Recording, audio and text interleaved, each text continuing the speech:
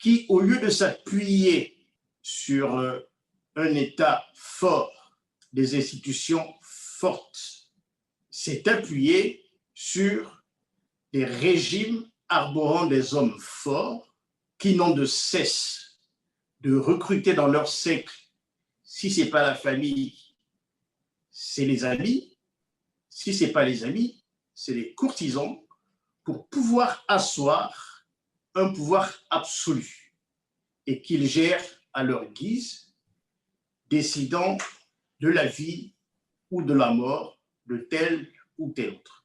Comment peut-on être si convaincu de gouverner pour le peuple lorsque ce dernier croule dans une misère? Les salaires, les retraites, n'en parlons pas, et avec ça, on peut se glorifier de cheminer vers le développement. Mais de quel développement parle-t-on?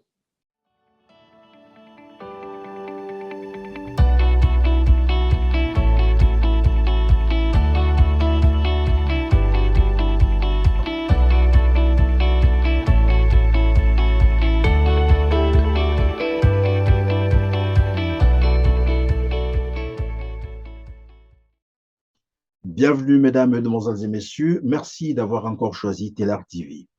Au nombre des déclarations et interventions radio-télé relatives à la célébration du 62e anniversaire de l'indépendance du Congo-Brazzaville figure également l'interview accordée par le docteur Marcel Guitokoulou, président du Congrès du Peuple. C'est ainsi que nous recevons sur ce plateau son conseiller spécial, Roger Loufois, qui va tenter de commenter quelques réponses que nous avons sélectionnées de cette interview. Bonjour Roger, merci d'être avec nous sur ce plateau. Bonjour Monsieur Christian Perra et je vous remercie de votre réception au niveau de cette chaîne que nous suivons tous avec beaucoup de plaisir. Merci Monsieur Roger Loufois. Bienvenue aussi à tous ceux qui viennent de nous rejoindre pour la première fois sur Télar TV. Surtout, ne manquez pas de vous abonner pour être prévenus de nos prochaines émissions. Moi, c'est Christian Perra. Monsieur Roger Loufois, avant d'entrer dans le vif de notre sujet, j'aurais souhaité que vous nous parliez du Congrès du Peuple. Le Congrès du Peuple est un parti qui s'est constitué il y a une vingtaine d'années par rapport à un certain nombre d'événements que nous avions vécus, notamment au sortir de la guerre, puisque avec des amis qui ne sont pas toujours effectivement ici en Europe, qui sont pour d'autres rentrés au Congo, ou qui sont en Afrique ou ailleurs, nous avons œuvré pour la paix au Congo, compte tenu des drames que nous avons connus, les guerres que nous avons connues. Au vu de toutes ces actions au niveau de l'Afrique, puisque nous avons pu contacter les différents belligérants pour une cessation des hostilités, pour un dialogue. Et au sorti de là, nous avons jugé, après réflexion, parce que nous travaillons à l'époque sous forme d'association, notamment Consensus Citoyen, et nous nous sommes retrouvés pour réfléchir sur des projets à venir. Et au bout de quelques années, 3-4 ans, on a évolué vers la constitution d'un parti politique. Vous êtes de la majorité présidentielle ou Le Congrès du Peuple est un parti qui s'est constitué pour apporter sa vision au Congo, aux responsables congolais. Et par rapport à l'évolution des choses, on s'est bien évidemment retrouvé plutôt dans l'opposition, puisque tout ce qui était proposé n'allait pas dans le cadre de ce que nous souhaitions, de ce que nous demandions. Donc, nous sommes bien entrés dans l'opposition. Et quelle est donc l'emprise de votre parti politique, j'allais dire, à la date d'aujourd'hui, au niveau du Congo-Brazzaville? Vous êtes représenté là-bas? Il y a eu des représentations au niveau local.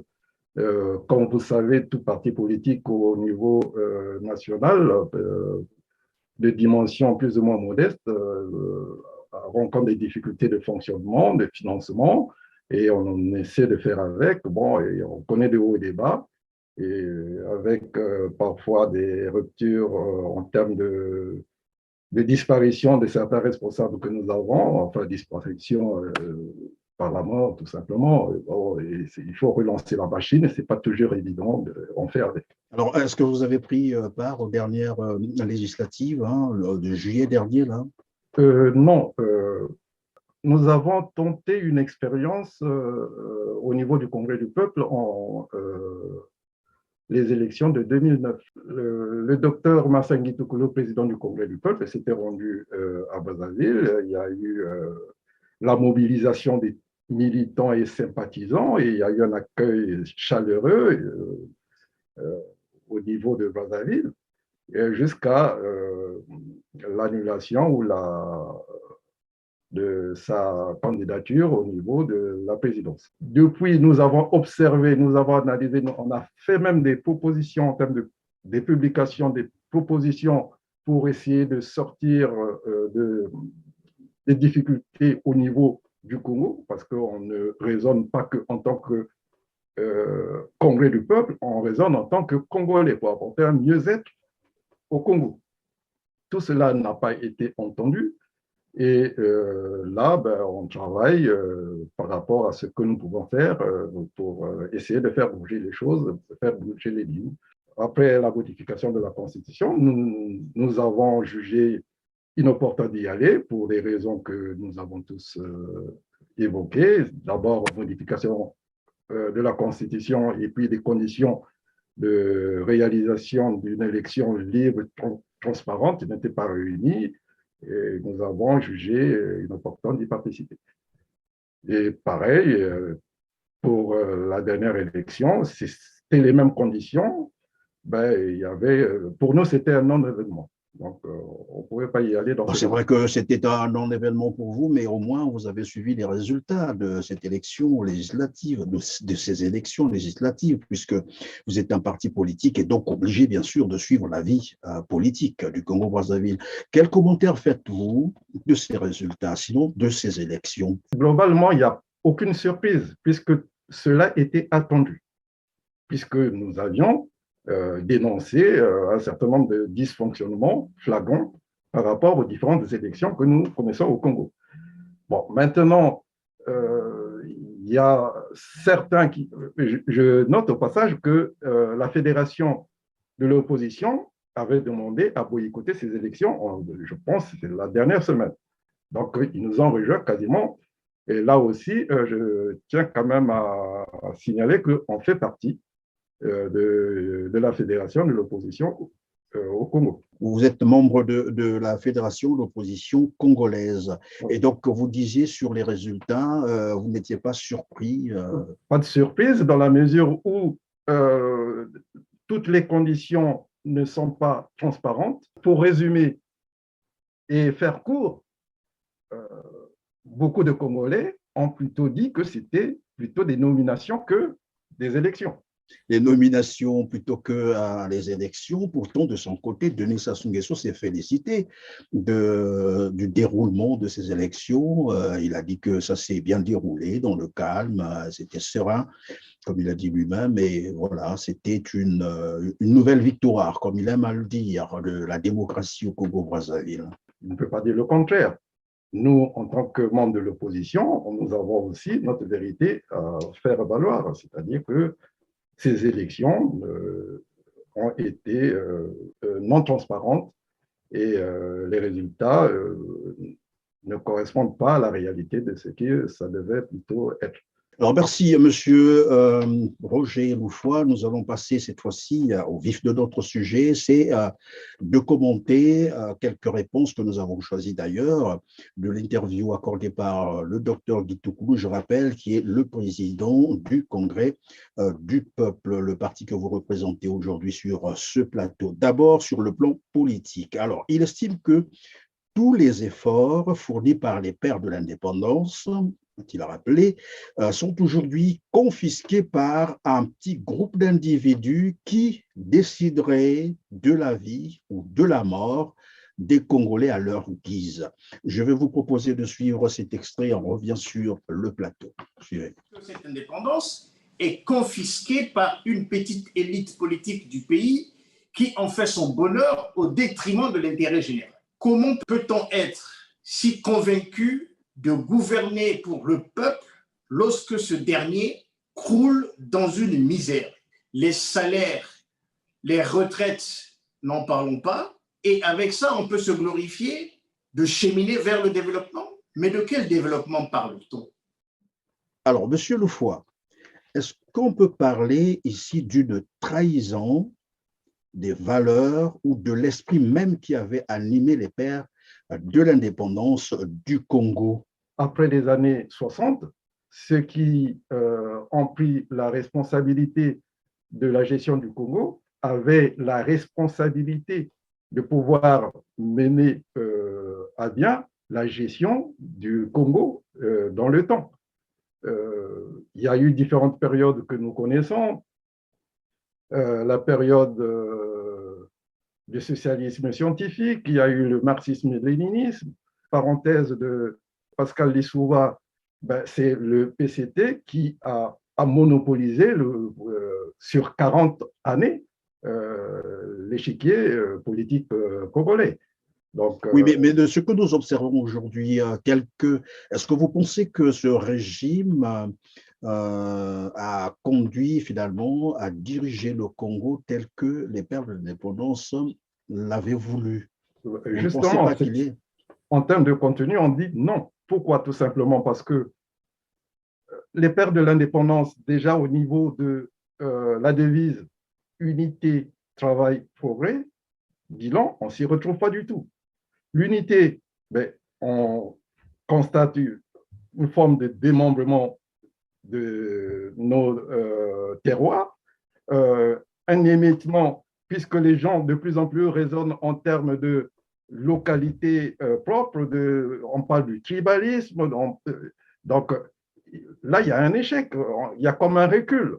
Au niveau du travail, ben, le travail qui devait être comment dire, le leitmotiv, notamment pour la jeunesse que nous avons, avec une bonne formation, que nous avons hérité d'une forte alphabétisation, scolarisation, ben, beaucoup de nos compatriotes se retrouvent fortement diplômés, mais sans travail effectif.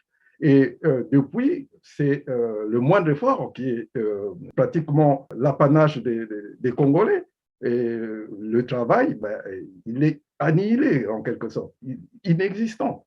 Et le progrès, ben, là, que ce soit au niveau économique, social, culturel, ben, il y a comme une régression.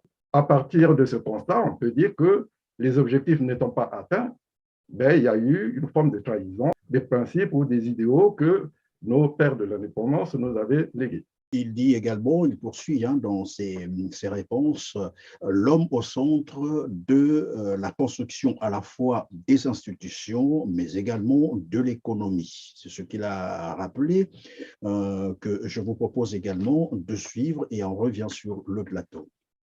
La réalité est que c'est l'homme qui est au centre de la construction à la fois des institutions, mais également de l'économie. Si les hommes ne sont pas porteurs de valeurs, quoi que l'on fasse, la dérive y est. Et c'est ce à quoi nous assistons aujourd'hui. Parce que même le peu que nous avons hérité du colonialisme, nous n'avons pu l'entretenir. Bien au contraire, nous avons tout saccagé. Le barrage du Dieu, par exemple, nous l'héritons du colon. Le chemin de fer Congo-Océan est construit. Toutes les gares étaient reliées par une ligne téléphonique. À partir des années 1940, il y avait déjà une liaison télégraphique entre Brazzaville et Paris en passant par Pointe-Noire par le biais d'un câble sous-marin. L'hôpital général était un hôpital construit par les colons et qui a rendu d'énormes services au pays. Qu'en avons-nous fait aujourd'hui? Merci. Alors, Monsieur Roger Loufoy, est-ce qu'on peut croire que finalement, les destinées du Congo aujourd'hui sont conduites par des gens qui manquent de valeur ou des gens irresponsables, c'est cela, ou des gens sans vision, sans vision. Je ne sais pas si c'est un manque de vision ou une dose d'irresponsabilité ou d'incompétence. Peut-être qu'il y a tout cela mélangé à différents niveaux, au niveau de différentes personnes. Est-ce qu'on ne peut pas affubler de ces mots ou de ces qualificatifs toute la classe politique? Ceux qui ont les commandes actuellement au Congo-Brazzaville, ce n'est pas tout le monde qui a les commandes. Hein? Oui, actuellement, on constate plutôt une délinquance financière qui s'exprime par la corruption, une très forte corruption, malgré toutes les mesures qui sont proposées au niveau des instances internationales pour réduire ce fléau. Il y a la concussion au niveau des fonctionnaires de l'État. Il y a les abus sociaux, les abus des biens sociaux, des biens publics de la part de ceux qui se disent politiques ou qui se trouvent dans le sillage des hommes politiques. Et de l'autre côté, nous avons un lourd endettement qui a attiré l'attention de plusieurs compatriotes ou bailleurs de fonds au niveau de l'international. On rappellera quand même que le Congo, sous notamment le PCT, a connu des plans d'ajustement structurel et entre-temps, une demande d'allègement de dette par l'initiative de PPTE. Donc, tout cela, sur une période de 30 ans, on a l'impression que toutes les années, il y a un recommencement dû à la mauvaise gestion, ce qui fait qu'au niveau finances publiques, on a toujours des difficultés et cela a un impact sur le développement économique et social de notre pays. Raisonnant sur ces thèmes-là, on peut dire effectivement il y a eu une déviation, voire une trahison de nos dirigeants actuels. Évidemment, toujours sur le plan économique, le docteur Martial Guitokoulou pense que le régime actuel, en fait, qui rempile, hein, vous l'avez d'ailleurs appelé tout à l'heure, depuis pratiquement 40 ans au pouvoir, s'illustre plutôt par les endettements lourds, vous l'avez aussi dit, le pillage économique, vous l'avez rappelé tout à l'heure, les 14 000 milliards du fonds de garantie des générations futures qui, en fait, ont été dilapidés, il faut dire les mots. Je vous propose donc que ce VTR, comme d'habitude, puisque c'est de cela qu'il s'agit, il est question de commenter certaines réponses que le docteur Guitokoulou a données au cours d'une interview. Donc, suivant cet extrait de réponse et on revient sur le plateau. Ce que l'on peut retenir du système actuel, c'est l'endettement. Dans les années 85, grave crise financière, nous sommes obligés de recourir au Fonds monétaire international. Pour les plus anciens, ils se rappellent très bien des programmes d'ajustement structurel. Mais pendant la même période, que n'avons-nous entendu comme slogan? Que n'avons-nous entendu comme slogan? Vivre durement aujourd'hui pour vivre mieux demain. Mais qu'en est-il? Comment peut-on être si convaincu de gouverner pour le peuple lorsque ce dernier croule dans une misère? Les salaires, les retraites, n'en parlons pas, et avec ça, on peut se glorifier de cheminer vers le développement. Mais de quel développement parle-t-on? Oui, le développement des sociétés écrans, certainement. Oui, le développement des comptes bancaires cachés à l'étranger, certainement. Tout ce que nous connaissons de ce pays aujourd'hui, c'est que les Congolais sont à la recherche d'un nouveau souffle. Alors, Monsieur Roger Loufoy, vous venez de suivre avec moi, comme le rappelle d'ailleurs le docteur Guitokoulou, c'est un régime qui brille par, j'allais dire, l'irresponsabilité, pour résumer ça en un mot. Alors, quel est donc le plan que propose, si vous en avez bien entendu, le Congrès du peuple pour tenter non seulement de relancer l'économie congolaise, mais aussi pour rapatrier les fonds dilapidés et qui sont placés dans les paradis fiscaux? Est-ce que vous avez un plan comme ça ou un programme? Oui, mais commençons déjà par les perspectives que l'on peut énoncer ou indiquer en termes au niveau politique. Globalement, comme le docteur Masseng Etikoulou, président du Congrès du peuple, l'a indiqué dans son interview, il faut tout recentrer au niveau de l'homme, c'est-à-dire l'homme nouveau. Cela passe par la révolution des mentalités, c'est-à-dire la façon de penser. Il faudrait qu'on s'y attelle, puisque ça fait quand même un certain nombre d'années qu'on le dit, mais on n'est pas suffisamment entendu. Pourquoi cette révolution de mentalité? Elle va nous permettre de créer l'homme nouveau par la façon d'être déjà. Et à partir du moment où cet homme nouveau va prendre conscience de ses responsabilités, de sa capacité à pouvoir faire mieux et davantage, ben, ça va être la façon d'agir qui va changer et cela va nous permettre de changer la donne au niveau de l'être, de l'homme congolais. Lorsque vous parlez de créer l'homme nouveau, vous faites allusion à quoi? Au système scolaire congolais qu'il faut revoir aussi, c'est ça? Pas que. C'est au niveau civique. C'est on parle des non-valeurs, on parle de la corruption qui est devenue une seconde nature, sinon une première nature. Tout ça, ce sont des mots que nous devons combattre, et il faudrait absolument inverser les choses, puisque on a l'impression qu'on marche par la tête. Donc, créer un homme nouveau par la révolution des mentalités, de telle sorte que cela constitue une base pour pouvoir continuer. Sans changement de mentalité, ça serait difficile de poursuivre le projet que nous comptons soumettre au peuple congolais. Second point, ce serait le terme utilisé, c'est la démonétisation de la politique. Qu'est-ce que ça veut dire? Tout simplement, on s'est rendu compte que, compte tenu de la faiblesse des revenus ou de la rareté des emplois réels, beaucoup de personnes, et ces derniers temps, beaucoup de jeunes, trouvent la solution dans l'action politique. On se fait homme politique pour pouvoir engranger des ressources pour mieux vivre. Donc, la politique devient une panacée pour pouvoir une source financière, survivre, ou disons vivre.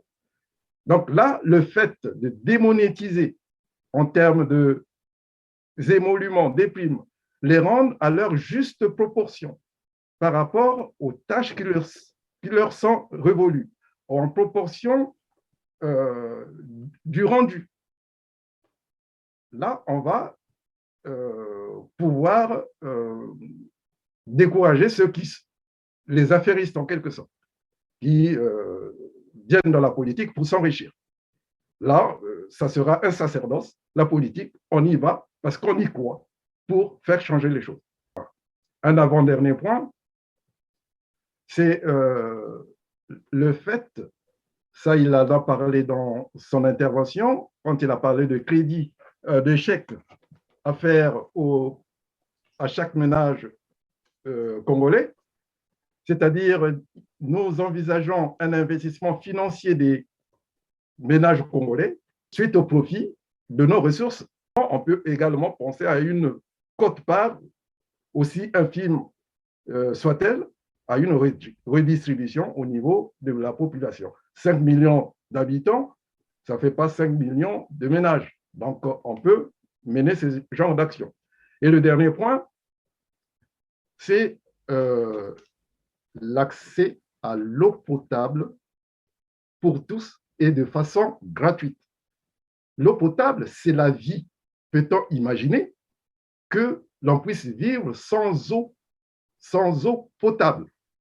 On nous propose, on entend par-ci, par-là, des forages de puits, des fontaines. Certains viennent à regretter les fontaines publiques d'il y a 40 ou Moins de 60 30 ans, ans, 40 ans, oui. la solution ou les solutions ne se retrouvent pas là. Nous avons suffisamment de cours d'eau pour pouvoir traiter de l'eau et distribuer gratuitement l'eau au niveau de notre pays. Et donc, vous avez dit démonétisation de la vie politique. Vous avez parlé également des antivaleurs qui gangrènent aujourd'hui la société congolaise, la corruption, les détournements. Est-ce qu'on peut penser, Monsieur Roger Loufoua, que l'opposition congolaise, dont vous faites partie d'ailleurs, est en partie responsable, peut-être pas totalement, mais en partie responsable de ce que vivent aujourd'hui les Congolais, pour avoir laissé longtemps ce système s'installer, s'enraciner? C'est quand même 40 ans, c'est beaucoup. Pour être consensuel, je dirais que nous sommes tous responsables. Nous, Congolais, nous, partis politiques, aussi bien de l'opposition que du pouvoir, mais la différence, dans cette responsabilité, nous n'emportons nullement la culpabilité. C'est-à-dire, vous êtes responsable pour n'avoir pas agi conséquemment? Peut-être pas suffisamment, peut-être Oui. pas de façon claire ou compréhensible. C'est ce qu'on essaie de faire, mais peut-être pas suffisamment. Mais la responsabilité incombe à tous les Congolais, et ceux de ma génération. Pour certains sont au pouvoir, d'autres dans l'opposition, d'autres nulle part. Nous portons cette responsabilité, car nos enfants, nos arrière-petits-enfants, nous feront ce reproche, à coup sûr. On ne va pas dire que nous avons fait ce que l'on pouvait, on n'a pas pu. C'est une démission qu'ils pourraient considérer de notre part. Donc, la responsabilité, il y est, nous tous. Voilà, la responsabilité est partagée, dites-vous. Alors, le docteur Guy Toukoulou pense également que le Congo est finalement passé du colonialisme métropolitain au colonialisme national. Suivons l'extrait, cet extrait de sa réponse et on reviendra pour commenter. À partir de 77, avec l'avènement du système qui gouverne aujourd'hui, je pense que c'est encore pire. Nous avons substitué le colonialisme métropolitain, le néocolonialisme, par un colonialisme national. Et ce colonialisme national nous gouverne à coups de slogans. Tenez, dans le cadre de cette commémoration de l'indépendance, on nous dit le thème, c'est la marche vers le développement. Mais gouverner comme ils l'ont fait il y a 40 ans n'est plus possible parce que le peuple a pris conscience de sa souffrance, de sa douleur. Nous n'étions pas voués à livrer notre santé aux charlatans, puisque l'hôpital général à l'époque, ou les dispensaires comme Discita à Bakongo et Mamba Mampelo vers Potopoto répondaient largement aux besoins des compatriotes. On y est arrivé, ce n'était pas une ordonnance, c'était une prise en charge complète. Nous n'étions pas non plus appelés à passer tout notre temps dans les Nganda en train de s'empiffrer d'alcool. Mais en fait, tout ceci est fait exprès pour ne pas nous laisser le champ de la réflexion, pour ne pas nous laisser la possibilité de réclamer notre dû. Le régime actuel, qui ne le sait pas, qu'il a failli. Le régime actuel, qui ne le sait pas, que au sommet même de l'État, il y a soupçon de délinquance financière.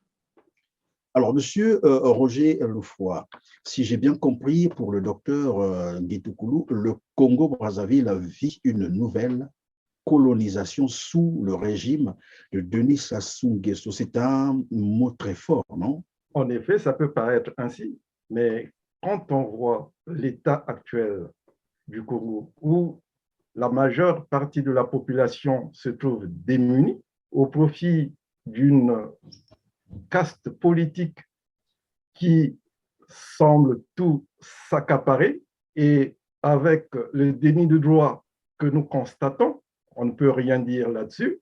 On a l'impression, notamment pour ceux qui travaillent, qu'ils sont des esclaves d'un système. Ils produisent de la richesse, mais n'en profitent pas du tout.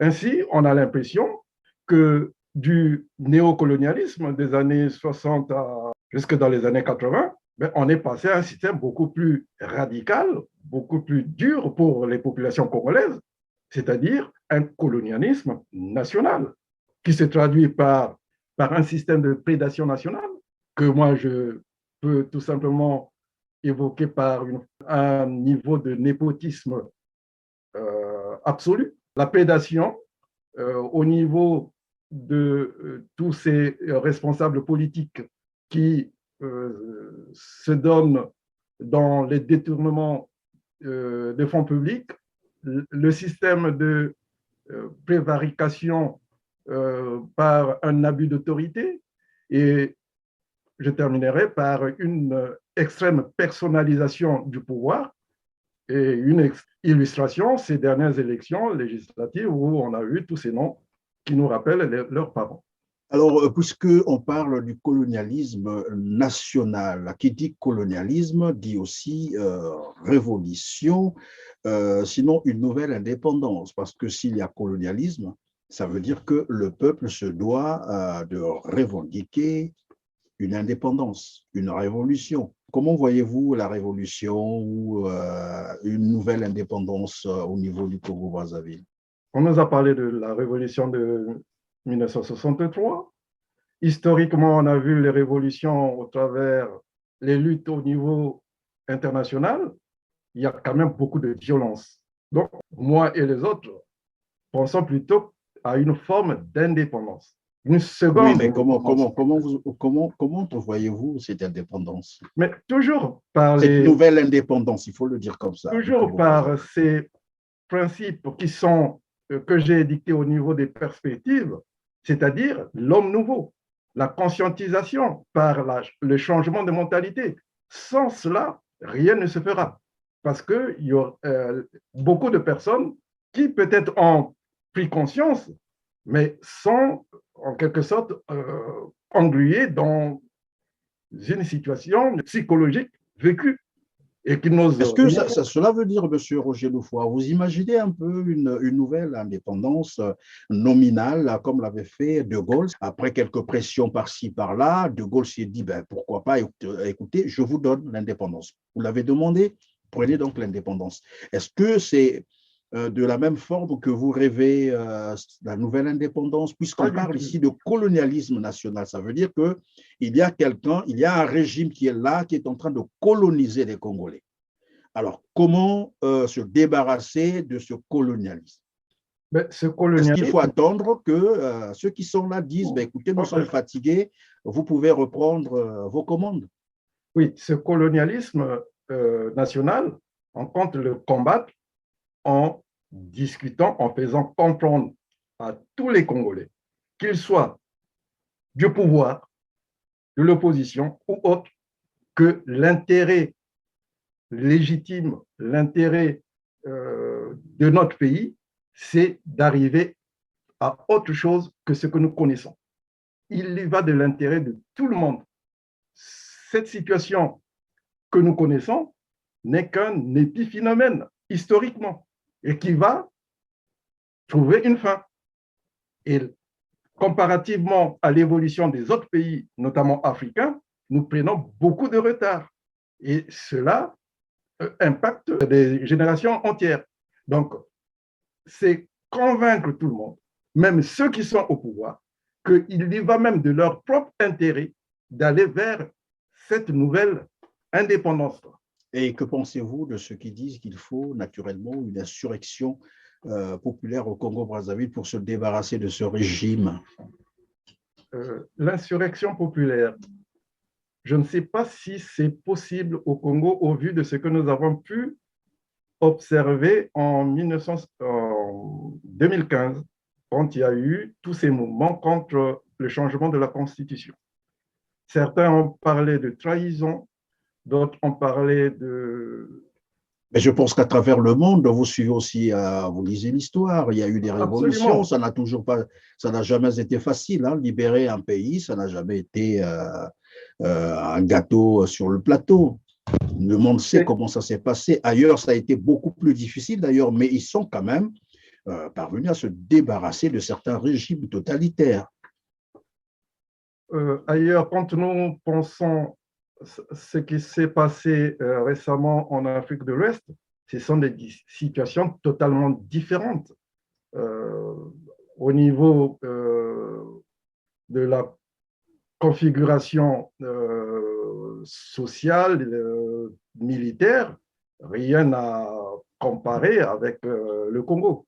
Donc, ce qui fait que pour nous, après analyse, c'est plus Par le dialogue. dans le dialogue. Et puis, on a quand même connu des moments difficiles et beaucoup de personnes sont marquées par ces moments qui, personnellement, enfin, je regrette que toutes ces personnes qui ont été marquées par ces événements n'aient jamais été prises en charge psychologiquement. Observer certains comportements des personnes qui ont vécu ou qui ont participé activement à ce genre, comment dire, Tragédie, vous voulez dire oui, acteurs de ces tragédies, ben, on sent bien qu'ils sont en situation de demande d'aide, au moins psychologique.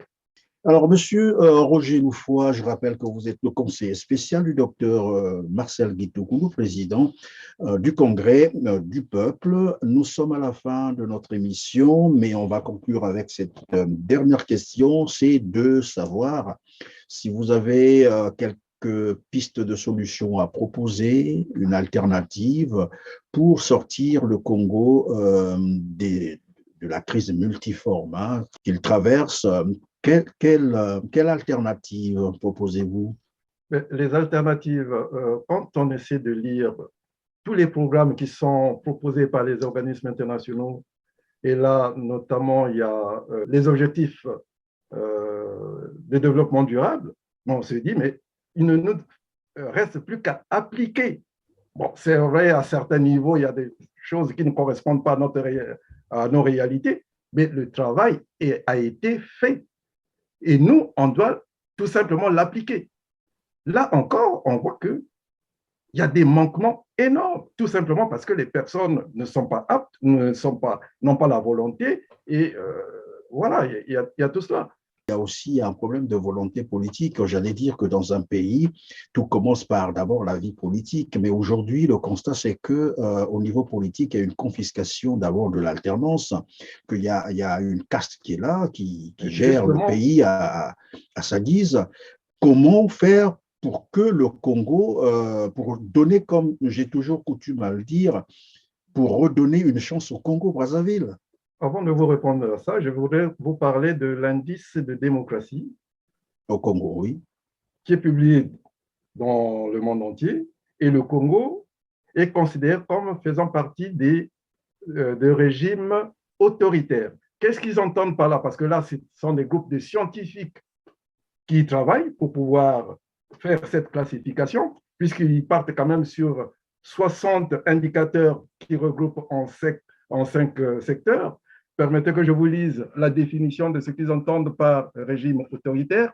État où le pluralisme politique est sévèrement limité, voire inexistant. État de monarchie absolue ou dictature. Absence de liberté fondamentale, violation de ces libertés de façon récurrente, système juridique non indépendant, il y a l'existence de la censure et la suppression de l'opposition. Voilà. Ce qui fait que actuellement, on est au bas niveau en termes de démocratie. Ça, c'est fait. Mais dans les objectifs de développement durable, ils en parlent également. Ils parlent de la démocratie pour pouvoir arriver à atteindre les 17 points, les 17 objectifs qu'ils ont fixés. Et la démocratie en fait partie. J'ai lu les travaux réalisés par le gouvernement congolais, mais ils n'ont, puisqu'il y avait différentes phases jusqu'en 2018-2022, mais le cabinet sénégalais qui avait été missionné pour faire un premier bilan, sa conclusion, c'est que tout était à faire. Rien n'a été fait de façon conséquente. Donc là aussi, tout simplement, il pointe le doigt le problème de démocratie. Là, il faut faire entendre raison aux Oui, mais dirigeants. comment restaurer la démocratie au Congo? On a quand même connu bien que ce soit vraiment éphémère, mais on a connu quand même une petite période où les Congolais ont expérimenté la démocratie. Et depuis là, la République est entre parenthèses. On est retombé, vous venez de lire là les indices, donc les caractéristiques, les indices d'une dictature. Le Congo est bien une dictature et ça, c'est un para, personne ne peut le contester. Comment faire pour restaurer la démocratie au Congo-Brazzaville? En fait, c'est là ma question. Est-ce vraiment par le dialogue? Il y en a eu des dialogues, des concertations. Actuellement, quand on écoute les Congolais, en ce qui nous concerne, quand on voit le traumatisme créé par les différents drames que nous avons connus, la solution militaire est écartée. S'il y a des militaires qui pensent, ce qui serait surprenant, l'objectif, c'est de libérer le Congo. Mais nous, en ce qui nous concerne, c'est le dialogue. Et parler à tout le monde, ceux du pouvoir, ceux de l'opposition et ceux qui ne se retrouvent nulle part. Voilà, c'est la fin de cette émission. Merci, Monsieur Roger Loufoy, d'avoir été avec nous. Je rappelle que vous êtes conseiller spécial du docteur Marcel Guitoukulu, président du Congrès du Peuple. À vous aussi, mesdames, mesdemoiselles et messieurs, merci de nous avoir consacré encore votre temps si précieux à nous suivre. Likez, partagez. Si vous nous avez rejoint pour la première fois sur Télar TV, en tout cas, ne manquez pas de vous abonner. On se dit donc à très bientôt. Merci.